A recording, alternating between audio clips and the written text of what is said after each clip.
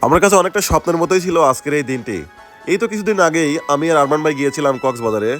সেখানে কিছুদিন থাকার পর ব্যাক করার সময় আরমান ভাই বলল, "চলো এবার বিমানে ব্যাক করা যাক।" তো ভাবলাম ঠিক আছে। তো তাই আমরা ব্যাগ ট্যাগ গুছিয়ে চলে আসলাম কক্সবাজার এয়ারপোর্টে এবং সেখান থেকে টিকিট সংগ্রহ করে নিয়েই আমরা কিন্তু ওয়েটিং রুমে অপেক্ষা করতেছিলাম। দেন এর মধ্যে আমাদের কাঙ্ক্ষিত সেই বিমানটি চলে আসলো কক্সবাজার এয়ারপোর্টে। তো আমরা দেরি না করে আমাদের সব কাজকর্ম সেরে বের হয়ে গেলাম। দেখতে পাচ্ছেন সামনেই ২ টি বিমান। এটি হচ্ছে বাংলাদেশ এয়ারলাইন্স এবং এটিও বাংলাদেশ এয়ারলাইন্স। আমরা কিন্তু এইটিতে ব্যাক করবো ইনশাআল্লাহ।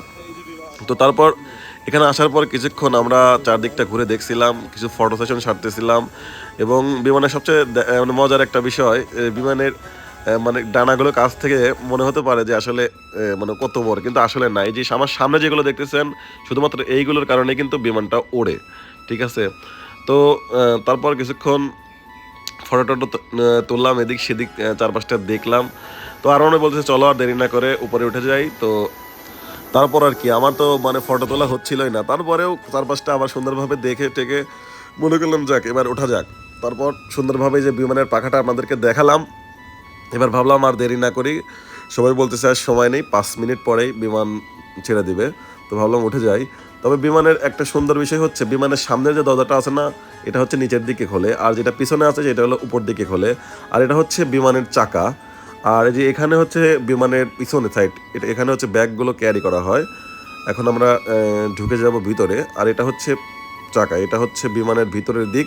অবশেষে আলহামদুলিল্লাহ ভিতরে ঢুকতে পারলাম এবং আমাদের কাঙ্ক্ষিত সিটে বসতে পারলাম। তবে আমি কিন্তু অনেকটা এক্সাইটেড ছিলাম। আমি আর আরমান ভাই পাশাপাশি।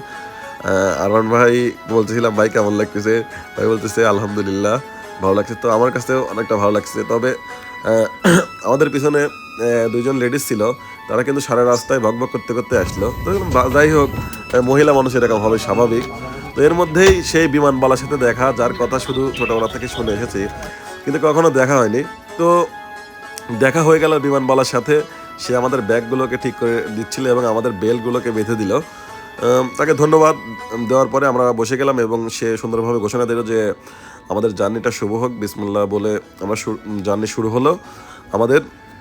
এর মধ্যেই একজন এয়ার হোস্টেস আমাদের সামনে এসে আমাদেরকে বিশেষ একটা ঘোষণা দিল এবং এরপরে শুরু হলো বিমান উত্তোলনের কাজ এবং প্রায় কয়েক হাজার ফিট উপর থেকে মানে অস্বচ্ছ বিমানের জানালা দিয়ে এই ভিডিওটি সংগ্রহ করলাম। তখন আমার মনে হচ্ছিল যে কত ক্ষুদ্র, ক্ষুদ্র, ক্ষুদ্র, ক্ষুদ্র দেখা যাচ্ছে এই মানে বহুতল ভবনগুলোকে, যেগুলো কিন্তু নিচ থেকে মানে ঘাড়